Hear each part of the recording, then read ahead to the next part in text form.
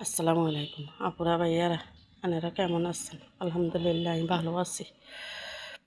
আমি তো আর রাত্রেবেলার ভাত খাই না, এই কারণে তো ওই মায়েরে কই করি, আটা দুগা দে ওই শীতল পিঠার কাইর মতো করি দি মুখা দিই পাইপিনের খোলার ভিতরে দিই পাতলা পাতলা করে রুটির মতন বানিয়ে লইছি 4-5 খান, তো আমি 2 খাইছি।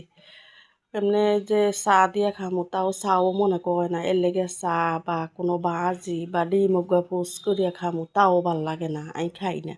আমি যদি রুটি খাই এমনি বানাইয়া 1-2 এমনিতে হুদা চাবাইয়া খাই, একটু পানি খাই, আসলে খাইতে পারি না কোনো খাবার টাবার সমস্যা, এই কারণে আমি খাই না।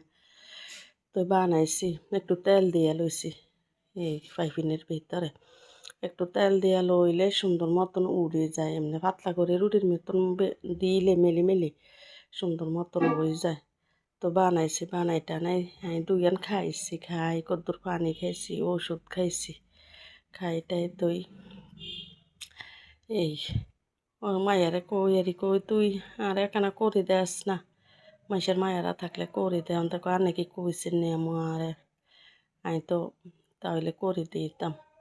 তো নিজেই গেছি গাঁরে ডিম টিম নিয়ে দিয়েছে, আবার ওই মিষ্টি আলু আনছি, বাজারে গেছি আজকে তাঙ্গ এদিকে লক্ষ্মীপুরে বাজারে যাই মিষ্টি আলু 3 কেজি 100 টাকা, তো এই আনছি, আনিয়া 2 টুকরা টুকরা করে দিয়া একদম হালকা একটু পানি দিয়ে একটু লবণ দিয়ে চুলার উপরে দিয়েছি মতো, একেবারে পোড়া আলুর মতন হয়েছে, খাইতে একেবারে মিষ্টি লাগছে, মিষ্টি মিষ্টি ভালোই লাগছিল।